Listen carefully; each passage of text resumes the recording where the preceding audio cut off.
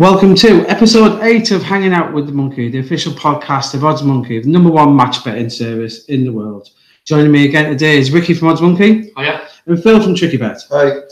So the summer really is here with Wimbledon, we all know that. And we thought we'd have another look at the tennis, what we've got to offer match betting wise. And we'll be looking at the offers as well. And we'll also be returning to the World Cup and maybe even a little Love Island, as we know Ricky loves it. So here we go. First of all, let's look at basically the tools here, Ricky. There's plenty of stuff on site, isn't there? Let's get the basics right first. What should the guys be looking at on site? Yeah, as with all Grand Slams with the tennis, we'll be getting our tennis match software up with all the match offers.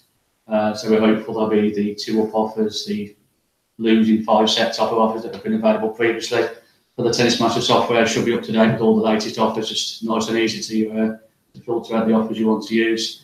And linked to that, we've got an active community to discuss any specific offers you want and ask for any help or advice and different tactics within the offers if you wanted to vary off the basic strategies to use. And obviously, talking about tactics there, Phil, tennis is one where, like with all match betting, there is certain tactics you can employ. Yeah, I mean, we mentioned this for the US Open. Sort of check your retirement rules, make sure they match up with the exchange, otherwise you could potentially lose out. There was loads of retirements in the US Open. I don't know if that's typical for a Grand Slam or something, but there seemed to be a lot of retirements, so you needed to make sure your bets matched up, otherwise you will lose out there. Tactics-wise, like we said, check the tennis match every day, get your close matches on. Another tactic is if a lot of the offers for Wimbledon will be in play, wait till the players sit down for a break before you put your bets on, because the odds move like crazy in tennis. So that would be my main tip. And obviously, we're seeing offers at the moment. They are slightly limited, aren't they, guys? But we expect a lot more to come on during the next few days. We've just seen the draw come out today, etc. Ricky, the limited offers available. What is there? What are we expecting? Yeah, currently, they're limited. I think the only one we're aware of at the minute is Sunbet's giving you a 10 refund if Federer wins the tournament. But we're hopeful before the tournament starts on Monday there'll be a few similar offers around on certain players winning the tournament and getting the refund back. But yeah, very limited at the minute. And Phil, looking back to last year's offers, we expect to repeat quite a lot of them. Yeah, I mean, last year there was a lot of offers on Andy Murray. You're going to get your money back if he won it, but I don't think it's going to be like that this year, because although Andy Murray is in the draw, not expected to do very well. So we might see more stuff for Federer, because obviously he's usually the big favourite for Wimbledon. There'll be your usual in-play offers. Your 2-ups probably going to be on. It should become more clear over the weekend. And the 2-ups, obviously, to explain, that's the similar one to what we've got in the World Cup when someone goes 2 sets up in these 5 seconds. So if somebody goes 2 sets up, they'll pay you as a winner, and then obviously you can cash out your layer, or you can hope that the other player comes back, goes to 2-1 or even 2-2, and then there'll be a lot of profit in it for you. It hasn't. I don't think it's been as great in the World Cup as we expected it to be, but it's there if you can get close matches. It's definitely worth trying with Wimbledon. And as we say, Rick, we've had a busy summer. We talked previously World Cup about having your floats, etc., spread around. Again, for Wimbledon, it'd be important not to go all in straight away week 1. Well, not week 1. So there'll be plenty of matches to use, and so you can move from match to match through the offers throughout the game for the route every day. So yeah, there's no need to get involved in every match at the start. Just take it, match by match or hour by hour, and then as one match finishes, just move on to the next one. Yeah, it is interesting, Phil was saying about the retirements, because Wimbledon is renowned that, isn't it? It's a hard-wearing service, and we get a lot of retirements. So that is one guys to watch out for. So let's move on to general tips. Wimbledon, it's not a graveyard of champions here. Favourites don't often come a cropper here. You have to go back to even Ivanisevic in the men's, he was 250-1, big winner. The women's, not many again. Bartoli, 150-1 a few years ago, but again, the favourites are the ones to look out for. For the men's, let's start there. Fed Express, I think it's very hard to look past. Odds on favourite, well, not quite odds on, but very short price. Bit of value, I think. Kevin Anderson maybe should be getting to the quarterfinals, and you get 60s on him, or 66s in places. Rick, who are you looking for in the men's? Yeah, towards the top end of the market. Again, I tip this guy for the French Open, but Grass is a lot more his service to play on. Mario Cilic, currently 15-2.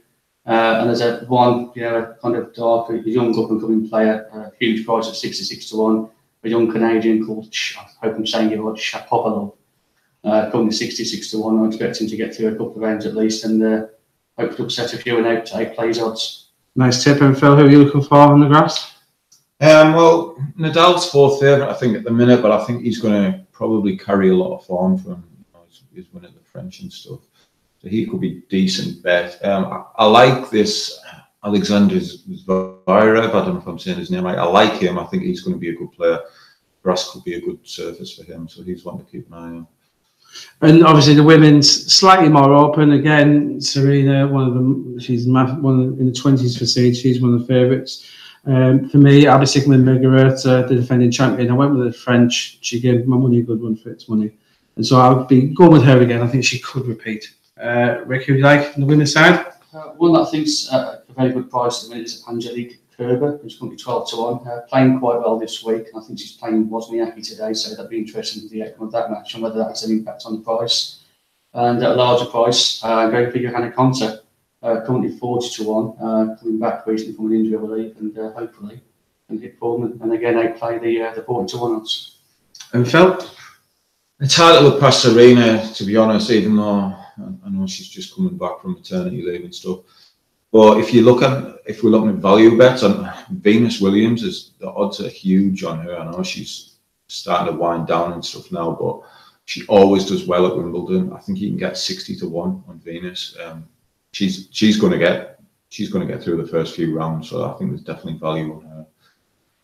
That's great. And obviously, as we say, everyone, make sure you log onto the site for the tennis matcher and the forum. There's plenty of offers and help around for you. Whilst Wimbledon's still on, obviously the World Cup is still flowing. We're at the knockout stages now, and England are there. Everyone's pretty thankful for. And we're going to look at a few offers. Guys, the offers have been flowing. As I've mentioned the two previously. Are we happy with how World Cup's been going, match betting wise, Phil? Yeah, it's been pretty good. There hasn't been anything massive. Bet365 didn't do anything for the last England game, but I think for the next game that'll probably be there again. The £50 offer. But Coral have been doing some decent ones, getting a £5 free bet for every goal England score and stuff like that. Obviously, that didn't come in on the last game, but I still think that's quite a good offer. Hopefully, we can get through the next couple of rounds, and then there might be some really tasty offers coming up. Yeah, because obviously we'll be in territory we haven't seen before with England. Do you think it's going to help? I think further England get, the better the offers will be, maybe? Oh, no doubt. I think if we can get against quarterfinals, semi-finals, I've no doubt the Bet365 in-play offers will be there for us all to try and enjoy the moment even more. And while we're here in World Cup, let's look at our picks again. Pre-tournament, I went with Belgium, but still hammering away from me. Malakaku, top scorer, I'm particularly happy with. I'll stick with Belgium, even though they are on the wrong side of the draw. Away from that, I do think the value on France at 9 to 1 at the minute, I think it's very good. Ricky, obviously you had some good tips. France was one of them, and Croatia, your boys are still going well for you. Yeah, still in. France haven't performed as well as I'd like, but yeah, still in the tournament. So hopefully they can improve as they go forward. And Croatia, yeah, started off around 38, 40 to 1. I think they're around 11, 12 to 1. So I think they've got at least another round in them. And then I'll be looking to come out of that position and have a risk-free bet to the final. And Phil, unfortunately, like your domestic team Sunderland, your national team Germany, we're a poor pick. Are you switching your money to England now? No, I think England have got a good chance of going to the semis now, which is quite surprising the way it's panned out. But I still think Brazil are starting to wind up now, and Spain probably going to be decent as well. Yeah, Germany was a bad call. I think you said though, didn't you, pre-tournament about like the past champions kept going out at the group stage. Third tournament in a row, yeah. You think it was unusual, yeah. Third tournament in a row that the champions got in the group stages, which the form was there, wasn't it? Really to look at to see. So. Yeah, we should have known, but it's still surprising how badly Germany. And obviously, it's good for the bookmakers. Now the bookmakers are reporting profits at the minute. A lot of favourites in games, especially, haven't come in. There's not many teams on 100% record, so the bookies are pretty happy at the moment, that's for sure. And so that's nearly us done. We are going to have a quick look at Love Island. Rick, I know you're a huge fan with me. Danny and Jack odds on, massively odds on, 4 to 9. I think there's a bit of value elsewhere, maybe to come in this year. Yeah, interesting couple of days ahead. Yeah, very short at the minute, Jack and Danny.